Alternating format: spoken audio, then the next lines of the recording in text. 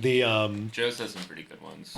The Chelsea Papaya hot dog stand on 23rd and 7th, which I used to go to all the time in college, less so now, but for years the only celebrity sign that they had up in the establishment was that Lisa Kudrow had come through there. But they had like a huge framed picture, but that was like the only celebrity thing ever in this stand that was in the middle of Manhattan. I think I'd have to dig through my photos for it, but the Potbelly that used to be on Adams Street, like in downtown Brooklyn, had a particularly half-assed attempt.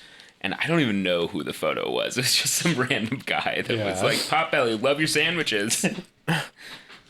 I wonder if, like, new pizza places have to determine constantly what level of celebrity is the threshold for them to take a picture. I wonder if there's a market for pizza places selling their celebrity photos to newer places they're trying to get off the ground. Futures in pizza place celebrity photos.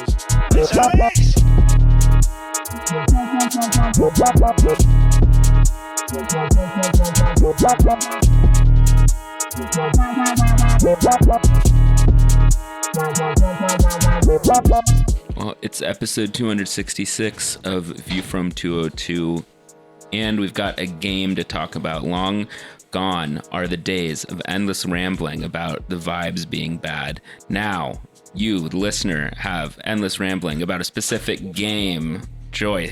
Rejoice, everyone. Hey, hang on a second. We're not going to talk about Sofo being here. I mean, pretty big moment in club history, if you ask me. Just one guy's opinion, but I apologize for bearing the lead. This is the Sofo episode. Sofo D's nuts. No, you had to go make it crude.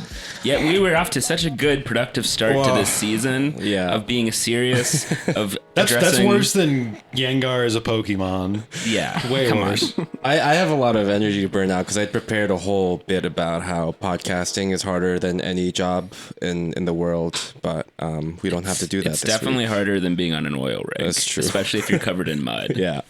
It's also harder than working at a New York City diner that prepares its Coca-Cola the old-fashioned way for 97 years straight. I can tell you that. And you know what? I'll say it. That Coke looks bad. I'm glad they invented a new way of preparing Coke. Looks real lousy.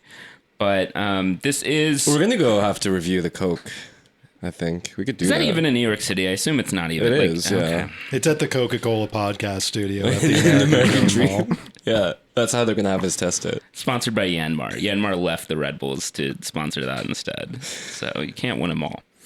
But we're on the heels of a 0-0 draw away at Nashville. An actual game of 90 minutes played.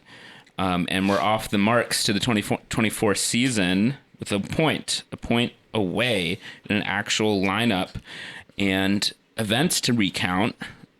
Without getting too into it, I'll say, maybe a more interesting 0-0 than usual. How much of that is that it's the first game we've seen this season? Probably a decent amount, because this is the first time we've seen this new Sandro Schwarz side. A lot of familiar names, of course, as we discussed at length. But just off the bat, any gut checks, any initial reactions to this 0-0 draw before we go into the lineup and chances, as it were?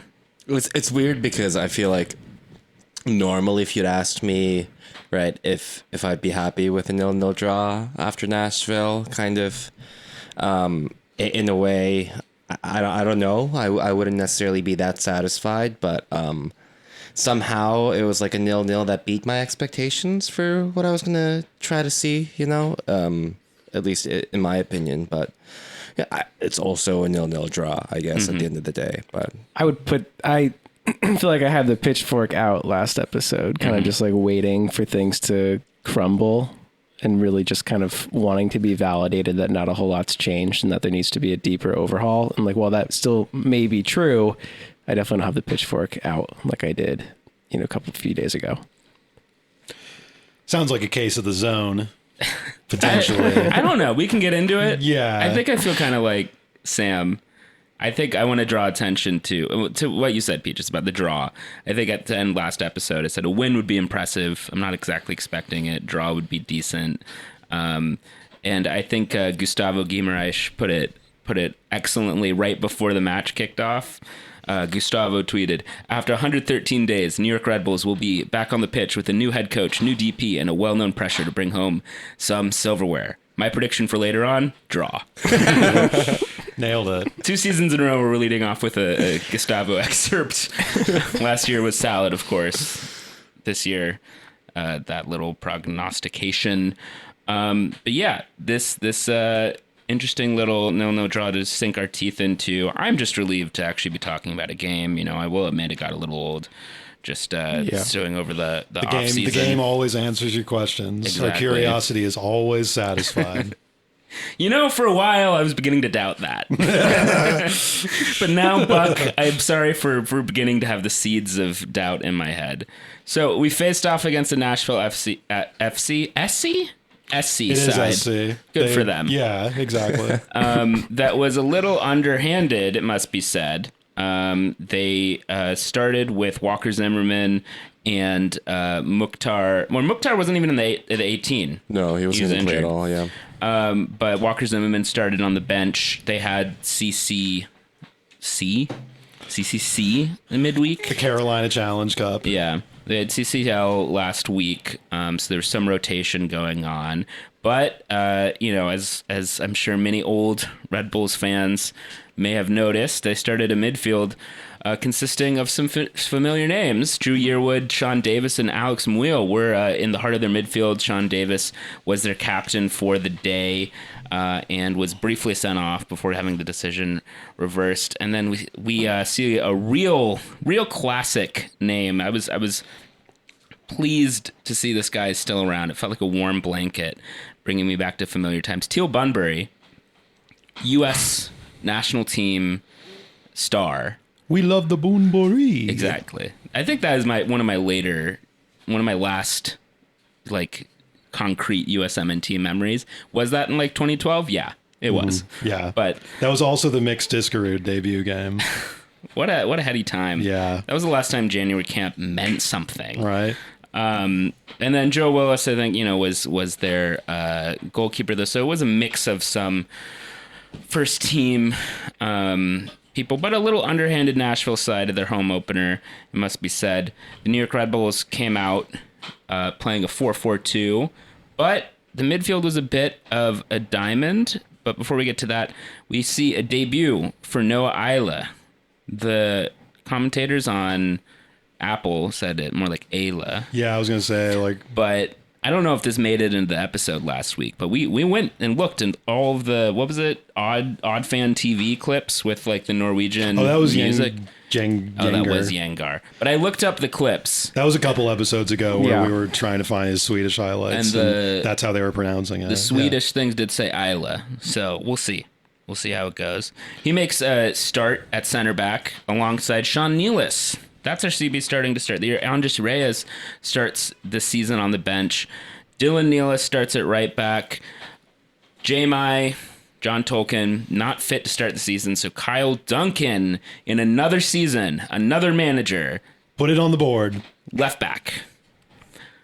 Our midfield for this game was, of course, Emil Forsberg, joined by Frankie Maya and Daniel Edelman, and Peter Stroud gets the start alongside of them, and our strike pairing was Elias Manuel and Dante Van Zer.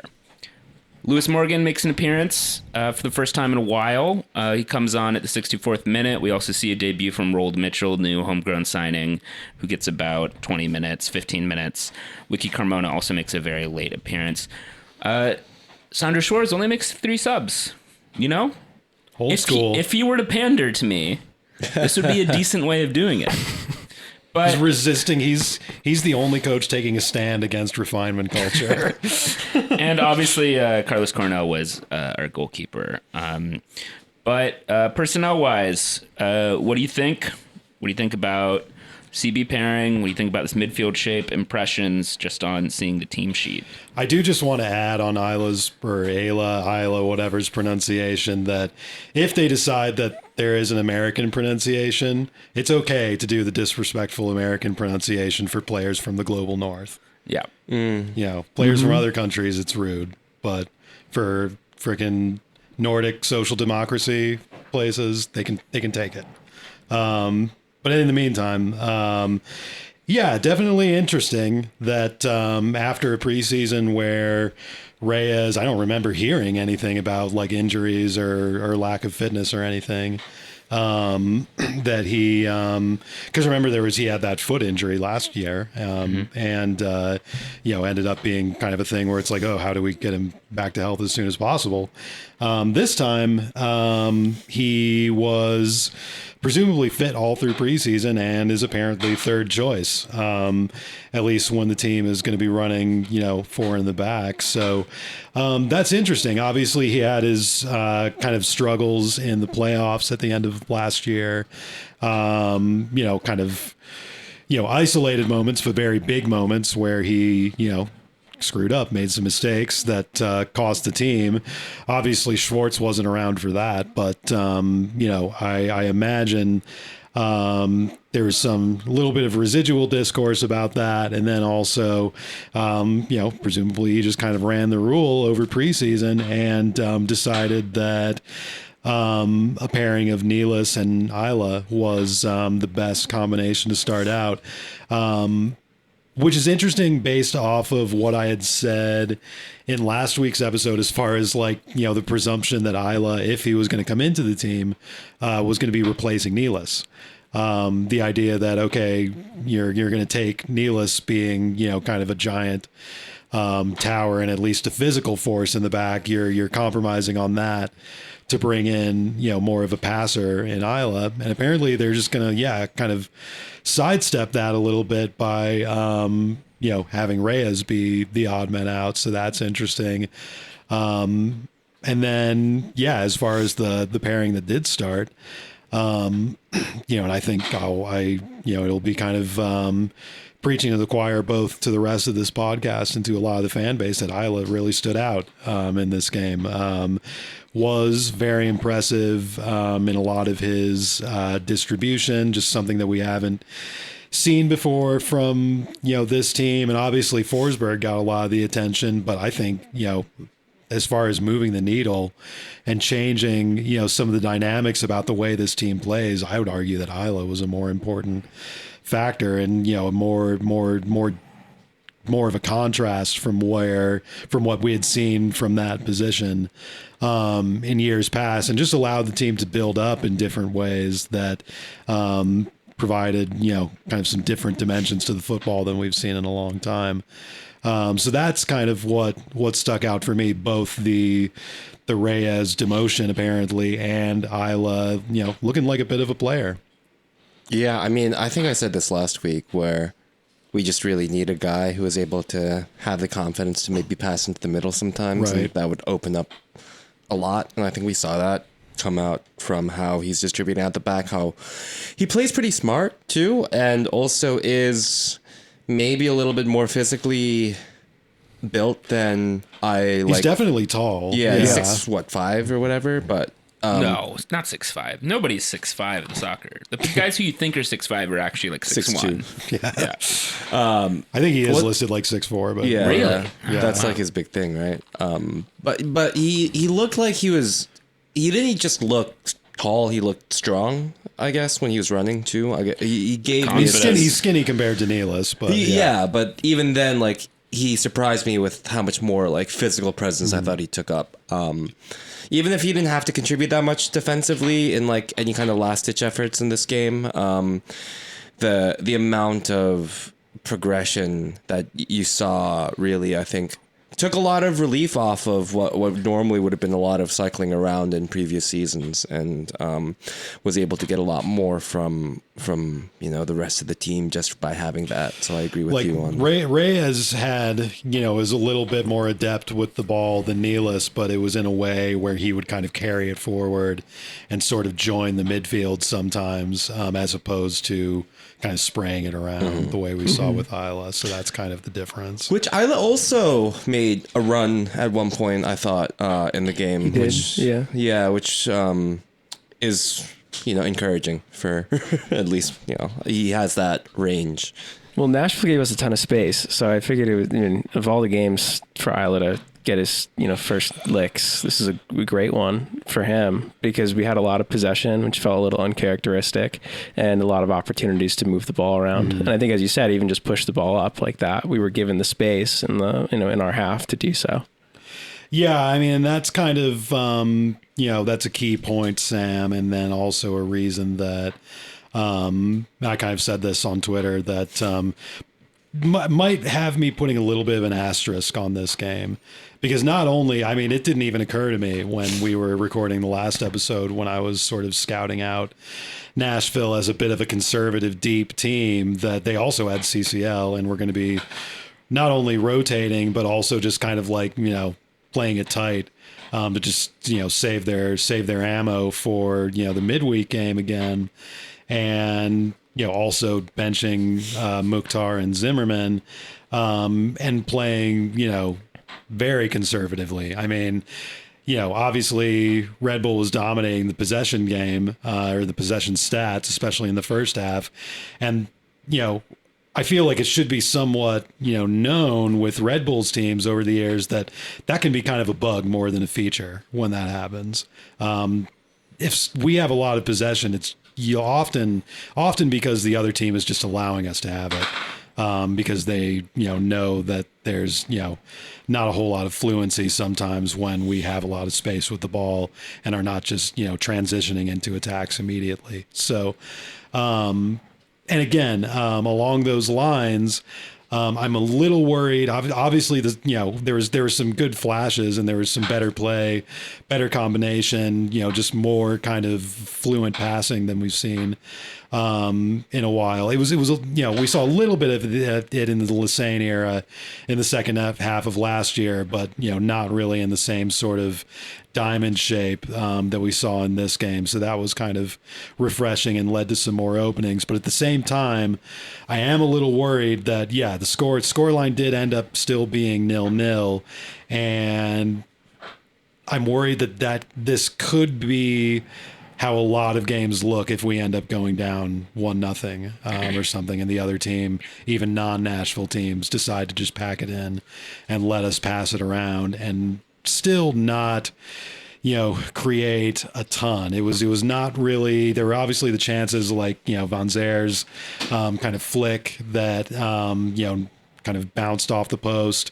There was a lot of attention, obviously, to the Forsberg and Amaya hits that went off the post, but those were more kind of, hopeful looks rather than chances that were, created. So still, some work to do in that department. And I'm just a little bit worried, to come full circle on this, that Nashville might have been a bit of an anomaly. And Nashville that's, resting for continental play is a little bit of an anomaly as far as the types of challenges this team will face over the course of the year. So that has me a little bit more in wait and see mode to see how this team does against, the different looks that you'll see around the league. Yeah, I think it's fair to say that we had a collection of half chances, and I don't know if we really had a full solid break chance. The team open. Yeah. I mean, the closest is maybe that Van Zer chance, and even if that goes in, I think it ends up being quite remarkable goal. It's not a sitter by any means. Mm-hmm. Worth noting that chance we're talking about, it was a long ball from Noah Isla to Van Zer, who then flicks it on. I was actually shocked that Joe Willis wasn't able to get onto that, but it was a nicely worked little direct bit of play. Perfectly I feel like there's a half. I think at this early junction with only one game, we still have like a glass half full, glass half empty view on it. I think as we play more games, it will become more, it will tilt one direction or the other. But I think when it comes to like Nashville being conservative, part of me is encouraged because that's the exact kind of team that we've struggled against in previous years. And I do think, especially, when a team plays conservatively, we have for so many years now, the thing where players are constantly picking up their heads, and like it didn't look like they had an intuition of where they could expect their teammates to be and what kind of movements to be making. This felt different. Yeah. There still is definitely an element, and I think we'll get to this as we move up the field and talk about the striker pairing. There's still definitely an element of like where we ran a little bit into a dead end. but it felt noticeably different to me. Isla was a part of that, the direct play, the line breaking passes in particular, very quick. That felt kind of nice to me as well, because it felt a little bit like some vintage direct vertical play, Red Bull play. Because I think one thing that drove me so insane about the Struber era, and to some extent the Armas era, is that we were continued to being branded as the like most aggressive pressing team ever. Under Armas, it was just sort of more incoherent and confused. Under Struber, like, you did have the metrics still showing like, oh, we're the most defensive team ever, but just the, you know, my personal eye test, I was watching the game and I was like, this doesn't even look like what I understood to be Red Bull soccer to be. This looks like a grind.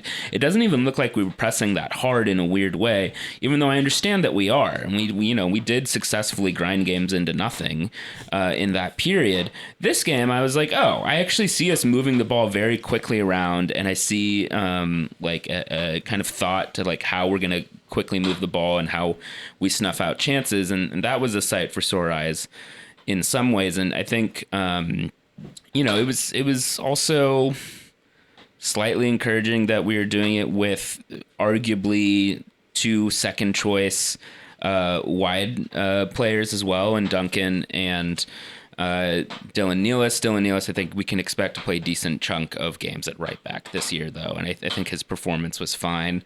I think it's worth saying that it's still a little glaring, a little crazy to go into this offseason saying things are going to change and this is going to be huge, and then on opening day still have Kyle Duncan playing left back. It's a little bit like one of the more obvious things to check off your list. And remember how Serge Ngoma is a new signing, right? And then, you know, if you're gonna like, you know, if you're gonna try to get us hyped about like Curtis Safori and young players like that, like, you know, the fan base has proven that some parts of the fan base have been patient and willing to like get into the homegrown movement. Once upon a time, that was us too, and could still be us.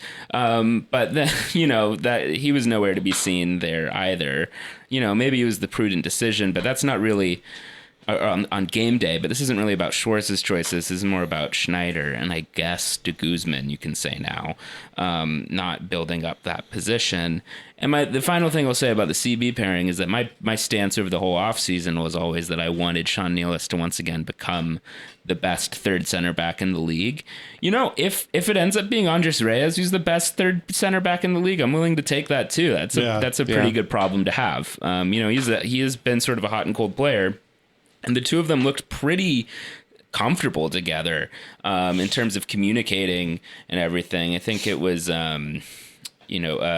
Jeremiah who had a tweet pointing out that later in the game, you could see as fatigue settled in, like there was a little bit of lack of sharpness. They obviously still kept it together. It was 0-0. But something to watch. On that note, I thought the fitness seemed pretty good too. Yeah. I mean, I want to add to your thing about kind of how I think them playing conservatively, you know, it's a better sign. I thought what I saw specifically about the change in the way we play against teams like this was that, you know, we're kind of still progressing the ball forward in little tight mini spaces in the final third, you know, kind of like in ways that we hadn't before. But in particular, I think it's like a really good sign that we're able to like see and create these little half chances in general.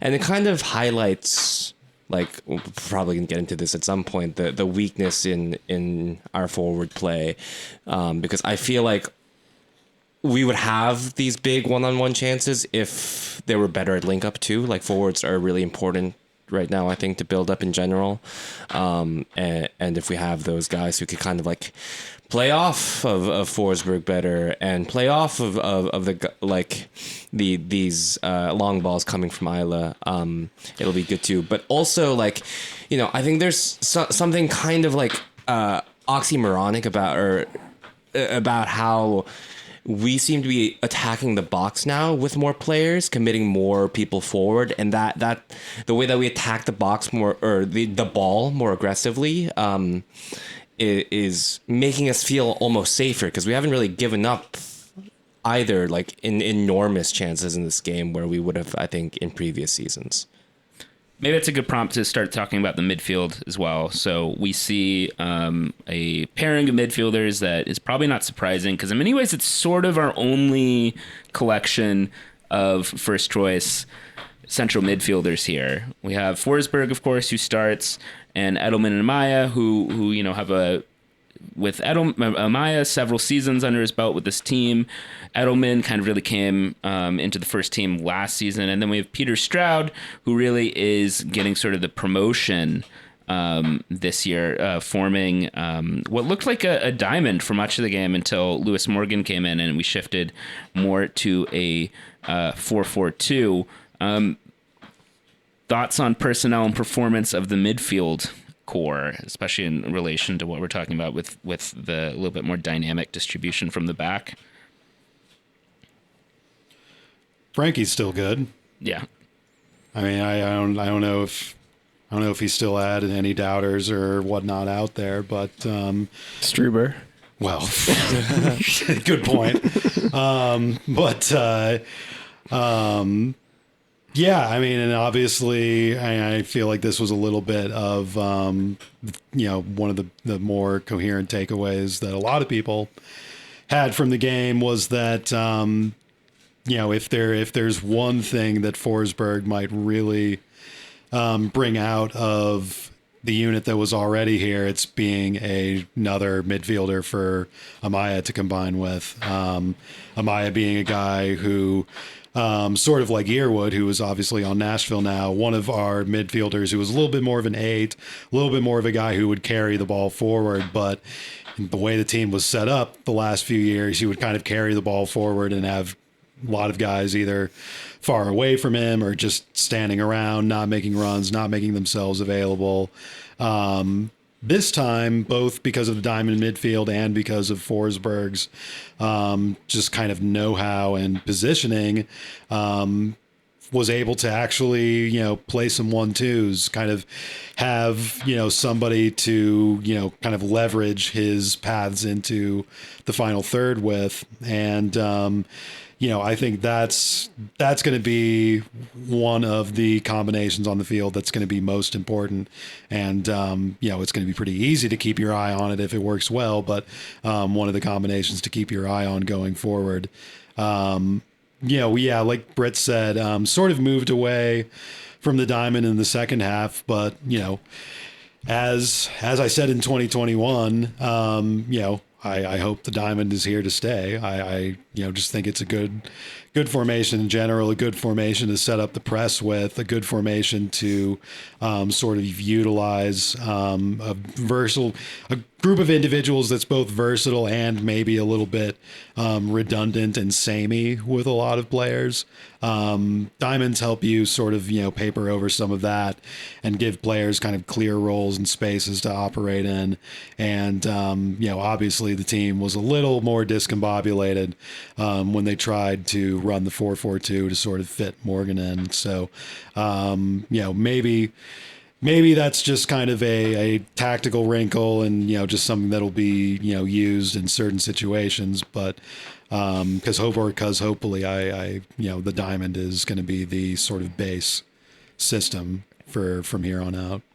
Yeah, I thought Edelman did a good job in kind of coverage in that sort of 6 role where he was playing.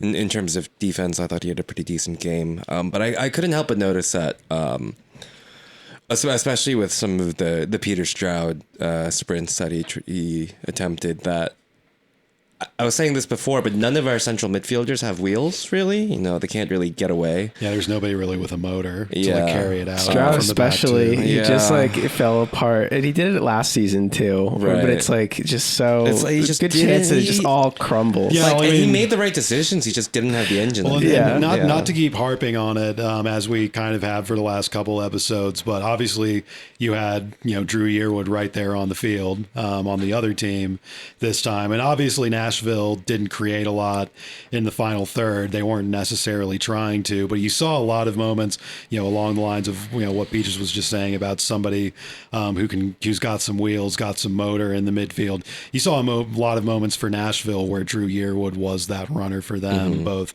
tracking back and getting the ball, recovering the ball deep down the field and just, sort of forcing it back up and just, finding ways, either, striking it or just kind of running and bustling around somebody to get it back.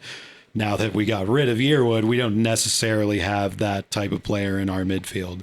So it'll be interesting to see, how that's, or whether that ends up being an issue in a lot of games going on this year. I guess along the lines, too, of players with wheels and our ability to sort of capitalize on transitions, if that's still how we want a lot of our game to be. Forsberg obviously has a lot of attributes and dimensions that are going to be different than we've seen in a while and are going to provide a lot for the team. But there were a couple of moments where, he got the ball in open space, a lot of the sort of, pickups that, Lukinas would be getting the last couple of years, and didn't really have the explosiveness to really create danger out of it. And obviously he's 32, and that's, not really going to be coming back, you would think. So, who is that player who can pick up those counterattack plays in midfield? We'll have to see. I mean, Amaya has capabilities of that, obviously, but he's also going to be, playing out of the center where that's harder to do. Maybe that's where Yengar comes into the fray. Maybe that's where, if Cameron Harper gets, back into the mix, he can, sort of, and Sergeant Goma can maybe, create more from those areas. But a little bit worried that there isn't a whole lot of speed if we're going to be sparking a lot of transition attacks. Yeah, and that's kind of my point entirely, where if we are a high pressure kind of team and we're getting back into this where there is some kind of chaos being created, we have to be able to transition. Yeah, and I wonder if the aspiration is that when we're playing teams with a higher line and maybe pushing forward a little bit, we'll spring in Yengar or Morgan or someone else in behind more often. I think the Von Zer chance is really the only time we got something off quite like that. And as we've discussed many times, Von Zer's not particularly quick. And we can get to that more later, too. I do think, and I think this is largely a function of Nashville being so conservative, but this game I was encouraged by just like kind of the cycling and movement between, even when Nashville had time to kind of reset, like just the movement between Forsberg, Amaya, and Edelman and the fullbacks seemed a little bit more rehearsed, which was nice. But looking at this midfield core, I think just it speaks to the squad composition question of like, I don't know how you can look at this squad, and it seems a little reckless to me to decide that you don't need a player like Drew Yearwood, if nothing else, just for depth. I think this is a decent crop of first choice midfielders. I think Peter Stroud is okay as like the fourth man, the first guy off the bench, and you're kind of like encouraging him to come in and win a spot and earn his place, kind of like Daniel Edelman did last year. It seems a little thin to have him inked in or even penciled in on the first day of the season. And looking at the bench on Sunday, we didn't really have a backup for the central midfield there. Our option was to bring on a winger instead and change our shape. For a 40-game season, for all comps, that's a little reckless. And especially if you're going to play the diamond, like I'm saying. I mean, yeah. And Drew Yearwood, even if you just sort of, even if you're like less specifically high on his specific attributes, I think you need another midfielder of decent quality on this team just for depth. And by getting rid of Drew Yearwood, now you have to go get another midfielder that will probably cost about as much money as he did and probably be about as good. And then, in classic Red Bull way, it's probably going to take him several months for him to actually get some minutes, So, although, on that front, I will say the fact that Isla got here fairly late in the offseason and started game one, maybe that's a sign of changing times, and maybe it won't be like the endless adjustment period. Yeah, maybe we see Yenger next week. Yeah. Now that it seems like they finally found someone to hire for immigration law.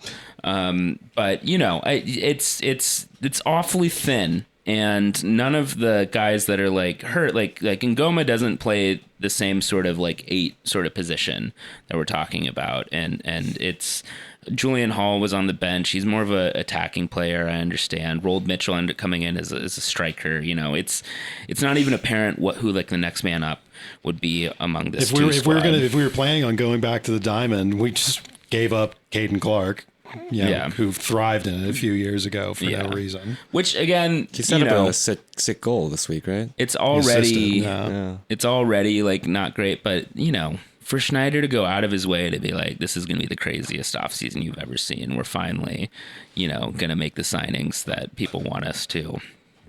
That's paraphrased through the whole game of telephone that Doyle ended up reporting. A bit crazy to leave it that thin, which also, brings us to the forwards now. Our forwards on the day were Elias Manuel and Dante Van Zer. And I think, as we've touched upon already, I think, it feels like this is an area of the pitch where we are most discreetly missing a piece. And it seems that's like another piece of consensus about this match, that a lot of the fan base has arrived on, that the end product and a target forward is not really there. It doesn't really seem to fit either of Manuel or Van Zer's game. Manuel, when we signed him, was sort of even still being billed as a hybrid forward, winger type player. He's still somewhat young, so that was a function of it. But he's not really a hold-up player. Corey Burke is hurt, is a little bit more of a hold-up striker, but then again, he is, a veteran sort of depth signing from the get-go. Dante Van Zer, as we said last week in previous episodes, is sort of I was going to say jack of all trades, but that's not quite it. He's sort of, generously a second striker type player, who maybe can clean up and have a tidy finish off of volley, apparently only volleys, but doesn't seem to have particularly good hold up play, particularly good technique, or particularly breakthrough speed. So if you're looking for someone to be a target for the sort of chances and increased dynamic play that you're getting from Forsberg and from Amaya, it really feels like a dead end here. Oh, he's allegedly tall. Who? Van Zer. Oh, yeah, the lineup photo did like 5'11", 6 foot. Make us think. I was saying he looks like he's tall enough to lie about being 6 feet tall. I mean, basically now having a year of sampling of what he can do. I mean, he's like kind of looks like him too. I was going to say he's basically like a $6 million Brian White. Might as well has just kept White a few years ago. White,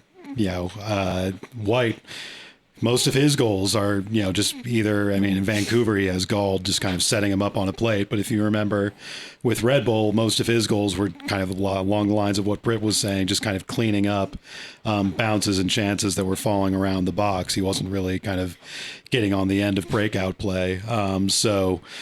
Maybe that's the ceiling that we get with Van Zer. It's not a very good ceiling for however much money he cost last year. So yeah, we'll see. But yeah, I thought this was an interesting game. I mean, we've kind of known what to expect now with Van Zer, but this was an interesting Manuel game for me.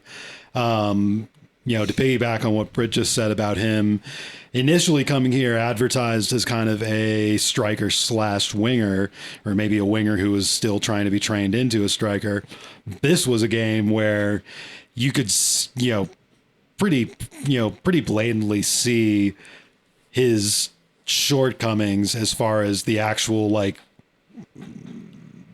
kind of trained movements that a striker needs to know. There were a lot of moments where he was sort of breaking through with his speed, or had a nice little dribble where he, got into some space, but, or he kind of picked up a bouncing ball in the box, but he just didn't have the intuition as far as knowing how to turn his body, how to sort of hold off a defender, all that kind of stuff. He would just get stripped or shank it very easily when he had, these moments where he, sort of had an opening in the box.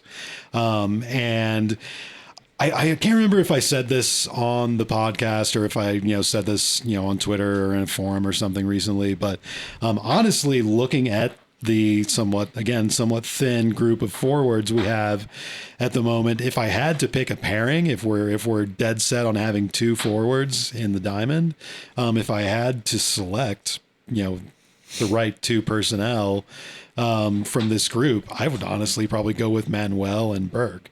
Because obviously Burke, he's not an ideal target forward based on his fitness and what we've seen the last couple of years, but he is a target forward, a reference point for you to play this style with.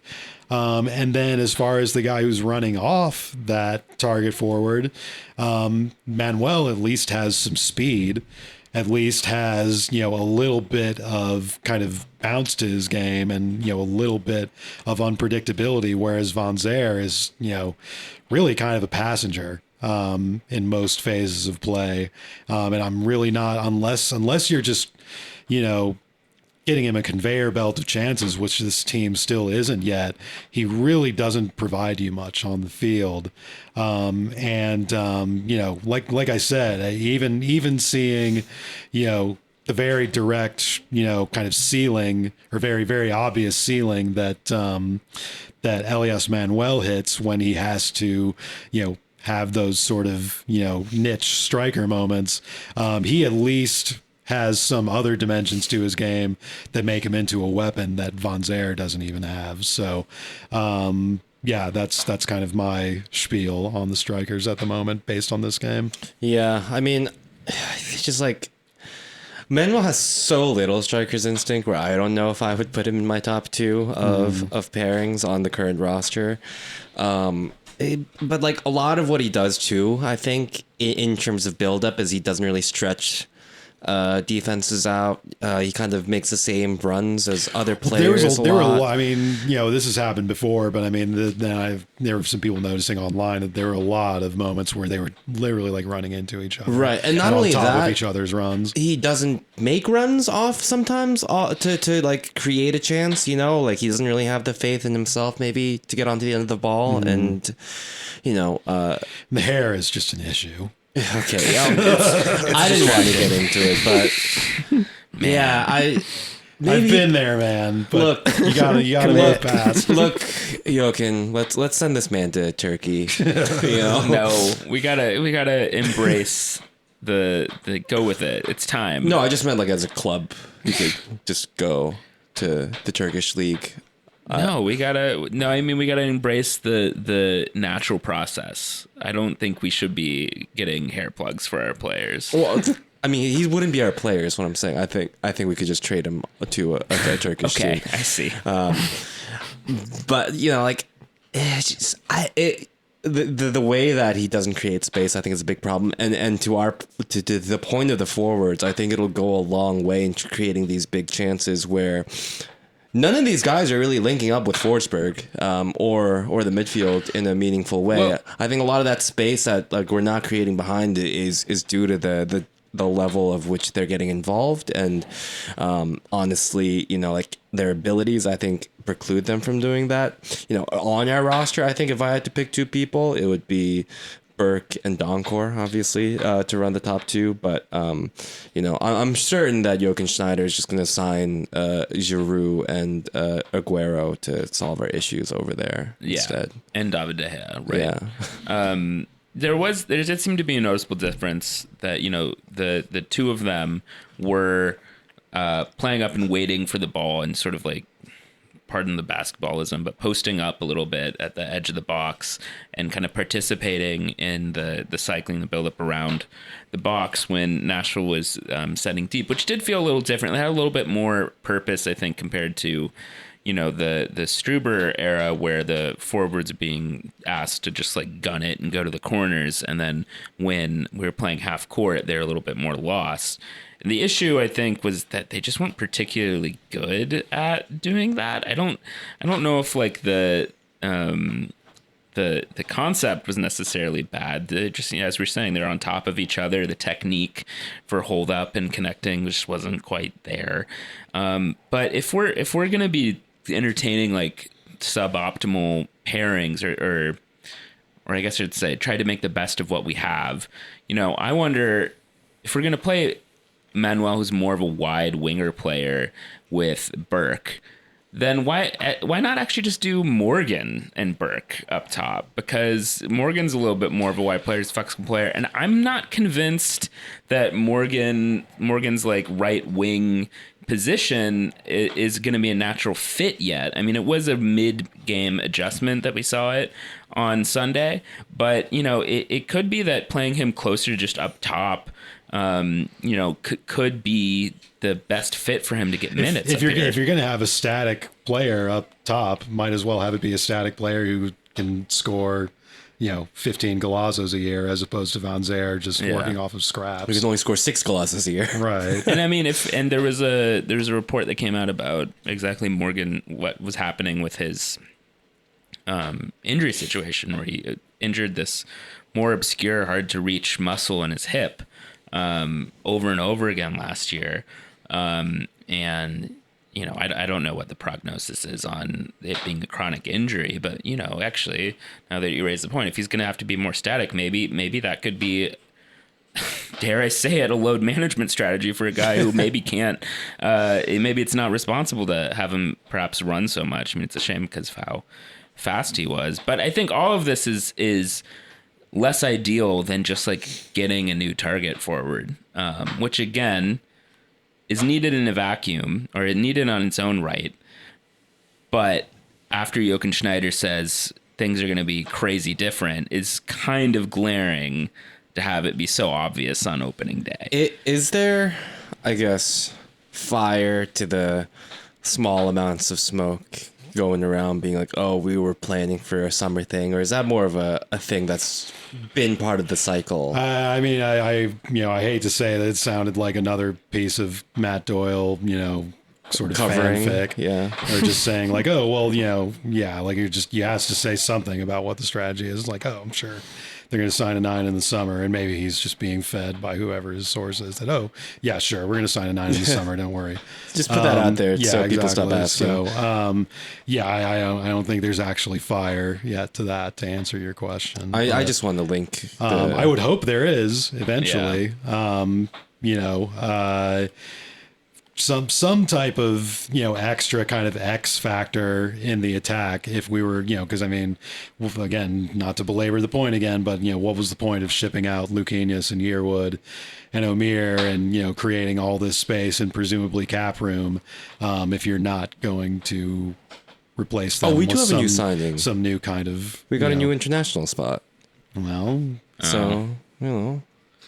I mean, yeah, that's another thing, is that it doesn't hurt to have another winger in Yengar with upside, but after seeing Sunday, I'm not walking away from that game thinking, oh, God, you know what we really need in that game was like a right-sided midfielder. Yeah. Like, we need depth in the center of the pitch for one of those guys when they get suspended, when they get injured, when they need a rest. We need a proper forward and left back. Yeah, although, you know, like, the one thing I'll say is that getting a backup left back for a league like MLS is maybe one of the more that's like harder the final eggs to find. That's like the final piece of your puzzle once you've had the rest of the team figured out. But I really feel like this roster needs, you know, in terms of like profile, maybe just, it's not a backup left back, but someone who could potentially replace John Tolkien if there are, you know, more rumors coming in that we can get rid of him, but also one of a different kind of, like, plays a little wider, is a little bit more pacey, is a little bit more of like a traditional left back, I guess. John Tolkien often comes inside as, you know, these newfangled inverted full Well, back. first, let's just get Tolkien healthy. And Yeah. back on the Also, field. yeah. Or like, what we should get, if we could get like a left-footed version of Cameron Harper, that Right. would be fine. Yeah. Like, someone who can just play left back in a pinch, who isn't just so criminally right-footed as Duncan is. I will say that it did seem like the team was playing around Duncan's limitations a little bit more deliberately than they have in the past, and that they weren't expecting him just to get to that line and hit it with his left foot, curl it back in, which, you know, is again speaks to maybe a little bit more responsible planning with what we have, but, you know. But also, most of our buildup was down that left flank. in the first half. Yeah. So Less so in this second. right, but that's it's still Yeah. Kyle Duncan's I mean, so playing. if Tolkien's fit, who do you think starts at right back? Do you think Dylan Nealis would have started at right back, or do you think Kyle Duncan starts at right back? Cameron Harper was fit and was on the bench the whole time. I like what I saw from Dylan Nealis. I thought he looked better and more composed than he had previously, which, might just be speaking to the overall coaching of the team where people just generally felt more confident. And I'm not really sure if that's an assessment against him, against other players. But I wouldn't mind if he kept that position going. Yeah, maybe now is a good time to just branch into generally discussing the vibe and how well coached the team seemed. I personally was my expectations were surpassed. My expectations were fairly low, based off of the last couple years. Shorts with a pretty boring fit. Yeah, He didn't eat I think it's All pretty much neutrals, the same monochrome. fit that I remember Struber having in his first game. That same kind of jacket, but Struber had the official New York Red Bulls Yeah. thing on the back. But this was presumably some just designer thing that Schwartz had. But bit more dignified on the touchline. Yeah. And we were obviously just watching the TV feed, so it's not like we were getting every moment of him. But it was just kind of some isolated camera shots. But not freaking out at the fourth official like Lassane was every game, and then not freaking out on the players like Struber was every game, at least in the camera shots we saw. But it Yeah. is week one. and when the red card happened and was rescinded, he didn't. That's the particular moment that comes to mind where he wasn't freaking out. Yeah. On them. The players themselves seemed a little bit more even-handed. I should disclaim, it's week one of a season. I do think last season a lot of the Lassane vibe was sort of trying to instill a raw thing, maybe to give some stakes or some sort of momentum to finish out the season. As we said at the time, as I said at the time, I think that sort of curdled a little bit and became a little bit too much, and the team felt borderline whiny, dare I say, at the end of last season. This felt different. Maybe it's natural after an off season, but the players did seem a little more mature. The players seemed relatively focused. That's one area where I have to say the hubbub about Forsberg actually seemed to be a bit substantiated here, where he did seem to be sort of a little bit of a protagonist on the field that was helping organize other players. And I got this sort of intangible vibe as well that, maybe Frankie and Edelman are showing up and they're like, oh, There's I want to some trust play and up. security. Yeah, trust and security and playing up to the standards of this other guy. So that vibe check felt good to me. I will say that I'm still sort of, a hater about the non-soccer vibe of the club in some ways. I've gone on about that, a lot in the off-season episodes. But what I'm seeing from the players and the coaches, I'm like, okay, you know what? I'm kind of finding myself a little bit back into it. This is a team where after a week of working, turning on the TV, I feel I can get behind this team, Yeah, the culture has to start somewhere, right? Yeah. But I also just felt in general, based on what I saw in preseason, it seemed like we were playing at preseason pace during preseason, which is relieving. And, players weren't really dawdling on the ball. They weren't having to think too much. I thought, like you're saying, Forsberg being kind of in the middle and directing people and kind of, drawing his own attention maybe is freeing up other players in their own way. But yeah, I mean, the game wasn't really that chippy, I guess, except for the one Sean Davis thing. And I thought we reacted pretty well to that, like you're saying. So, I overall, it kind of gave me the sense too that maybe this group of players had also just been very mismanaged over the past few regimes, where it's this is the base level of where these players can play if they're just kind of given the at least the basics of what a coach is supposed to tell their players to do. Well, I might kind of jump with that and kind of say or maybe pump the brakes a little bit in saying that to the extent that there were some positive elements to the performance the other night and some kind of progress in some of the deficient areas of the way the team's played the last few years. I think some of that was a bit of a continuation from the end of last year. I mean, obviously, the more kind of big picture issues with Lassane that Brit was just laying out, some of the cultural issues by the end were there, but generally had the team a bit more fluid and stable, and just looking a bit more up for games towards the end of last year. Obviously, they were in like third or fourth place form the last couple months of the season, so I'm a little hesitant to declare this the Brave New World just yet, both because I think there's, still a lot of work to be done. And obviously, you got to be better than 0-0 over the course of the season to get where this team needs to be. But then also that, I think the team was already sort of, starting to get on a little bit of this upswing at the end of last year. And this is, a bit of that momentum continuing, more than, kind of a night and day sort of situation. I'm still waiting to necessarily to declare that until see some different types of games over a longer stretch of time here.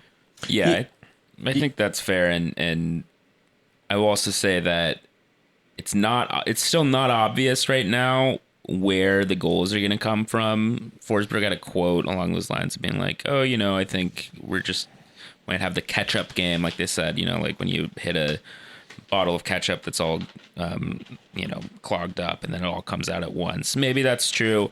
I think like there is the structural weakness we were talking about in the squad of just not really having the adequate fit at striker. So, if we don't score goals for a couple matches, which looks very plausible, maybe that changes things here. That's a potential source of frustration, of team maybe getting a little fed up with their results with each other. Maybe they, just the play gets a little stale. So we're not out of the woods by any means. Yeah, I mean, I'm curious to see, I guess, the trajectory of the DC team, I guess, to make the most parallel comparison. But I think there's a lot of leading indicators that, to me, show that we're going to create scoring chances in ways that we hadn't, I think, really played until at least the beginning of this season. But like the margins of last season were like thin enough for us to have been maybe potentially competing for a viability at contention of like Shield at the first half, right? And it's thin enough where, I think, like you're saying, a few games could make or break the trajectory of where maybe this current squad would go. But it's just the team is so thin everywhere you look. It's just curious to see over the course of 30 odd games how some of the guys that are kind of backing up, if they've progressed or are up for kind of being in it for the long run. We'll see if the motivation, I think, will continue. That's, I think, a big job of the coach to perform throughout the season. But yeah, I mean, I think it's a good thing that we're asking questions now instead of maybe necessarily just trying to diagnose entirely what the problem is as well,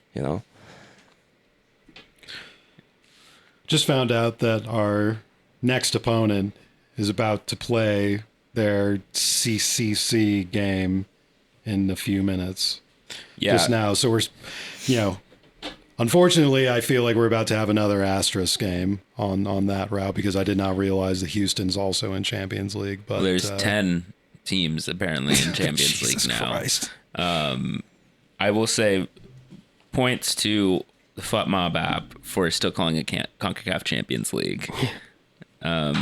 But yeah, they're playing their second leg against St. Louis later tonight. They were down. They lost the first leg 2-1 on a last minute goal. I don't know if this newfangled format has away goals or not. But yes, this will be another scenario where they're playing the first team midweek. Hector Herrera is also hurt to start the season. He was not in the squad for either the CCL game or the MLS game last week. I think we can assume that will be the case today as well. He's not in the starting lineup for their CCL squad. So that could have been an interesting matchup, having two teams with like a charismatic DP midfielder facing off against each other. But alas, it will be, the usual thing that you say about a game in Texas is, it's going to be so hot, but it's the first week of March. So it's going to be a very pleasant day. It's going to be the evening on Saturday in Houston. So weather, frankly, won't really be a factor.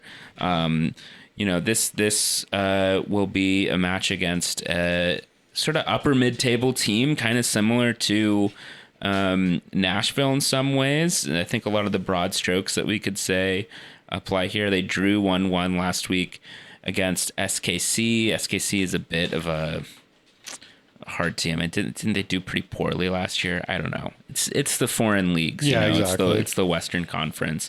But this could be another good barometer match. I will say that I think the ingredients are potentially there to have another conservative team playing against us, resting up. I guess it depends as well if they go through in CCL tonight. I mean, I don't know when the next leg is, but I mean, they'll probably rest guys no matter what.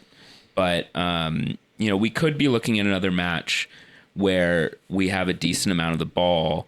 The question is whether we can create chances or not. But I don't know. Anything to keep an eye on for Saturday? It sounds like we're going to have the exact same questions, if so, right, as we did from this game. So yeah. Is Tolkien coming back, or do we think he'll be back, or is it same shit as last Might time? have Sergeant Gomez syndrome. Good question. We had some of our top reporters, some of our elite reporters telling us that he was fully involved in training last week, and then sure enough, not available. So kind of touch and go there for a while, I guess. Yeah, I guess we'll see whether or not Reyes earns back his place. I can't imagine. It would be sort of surprising if he did, because the CB pairing did so well on Sunday. It would kind of be more conspicuous if he did. I mean, there's a potential to see if we see Forsberg, Amaya, Edelman, Stroud again. I mean, that's the presumptive. It's like the only pairing. midfield. It's like the you can only run. midfield, but it also feels crazy to just start in February and be like, all right, we're doing these four guys till the end. So I guess the only alternatives I can think of is that we see some sort of rotation from someone else on the pitch. we could see Wiki Carmona replace. But he doesn't play any of those positions. I don't know. Wiki Carmona is such a weird player. Yeah, I still don't really know what he does. I mean, well, and I guess, this is, again, to be a little bit unflattering to Forsberg as I've been. My probably like my worst case scenario fear about Forsberg is, and as far as what he brings to the team in the long run, is that he's essentially like a left-footed Wiki or a right-footed Wiki Carmona. Because, Wiki Carmona is another kind of nominally an attacking midfielder, but doesn't have a ton of pace, isn't really, kind of like dynamic, doesn't really carry the ball around and beat guys. And the most you really see out of him is that he'll just, put in a nice ball once in a while, put in a nice through ball, hit a nice switch once in a while. And, I'm a little worried that, that ends up all that, Forsberg can really provide with the way this team plays and the way other teams play us. So, to go, kind of more direct onto what this conversation's about, I could not even really tell you if Carmona is capable, quote unquote, of playing in one of, the more kind of side 8 shuttler positions in the diamond, as opposed to just being, a 10. So we'll have to wait and see how much Wiki Carmona ends up being, the depth, so to speak, in the midfield. But even if he does end up being versatile, he's still just one player. Yeah. And I think maybe if you want to be optimistic about Carmona, he's a player who's just never really had a coherent structure to slide into, and maybe find his identity. Yeah. So like maybe we'll find out this year. Again, that's something that's a pleasant surprise. It's not something you should bet on. But thinking about this match here and what potential Schrodinger rotations CCJ. could look like. God, yeah, remember CCJ? It occurs to me that like having Omir Fernandez around as like a not like for like, but like a backup or rotation for Forsberg would be really nice. But, Fernandez was a straight up free agent. So I guess if you were to try to get him a deal to come back, I don't even know if we gave him a deal. You would have to say, look, you're going to be a backup to Forsberg now? And, maybe he was like, I'm not interested in that. I don't know if he started last weekend for Colorado. But, maybe he's not. And that's where you pay the price of being a bit of a shit show of a club for the last couple of years. Because if the club was better run and had better results and felt like a bigger club, it becomes more feasible to say to a guy, hey, do you want to stay for your hometown club and put in a shift like under a more senior international player. Nashville's also maybe a good opportunity to discuss that we've had 3 or 4 of those kind of players depart us. Like we traded Alex Muyl, that's a little different, but Sean Davis, also a guy who departed and voluntarily. Allegedly, I think the club even said that like we did make a maximum offer to him, and maybe he would have had a reduced role. So the club has not been able or not interested in kind of building that depth in recent years, and now it gives them the possibility that 1, it's just not adequately backfilled. 2, you create work for yourself to go find a new player to fill in that role, and that takes time, and frankly the club has not been very expeditious about that kind of things recently, so it makes your job harder for you in the long run. They started and subbed all of our players at the same time. Nashville? Yeah. It was very funny. Yeah, our subs are very spread out over the game against Nashville.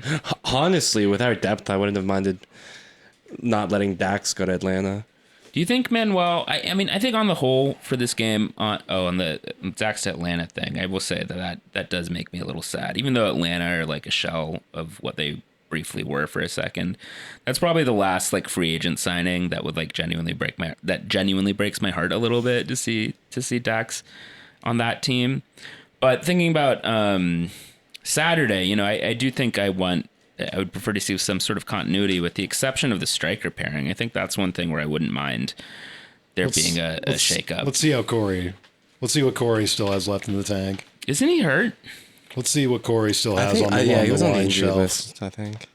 Yeah, it's just that After he played a bunch in preseason, meanwhile, apparently Morgan barely, saw the field in preseason, but then was fit for this game. Whoever knows with this team and injuries. Yeah, I don't know. I'd love to see like 45 from Morgan, at this point. Would he play 25 minutes, 30 minutes this weekend? I feel like no reason not to go at least a half. Yeah. Just sub him out at halftime. But I'd rather him be in the first 45 than the second 45.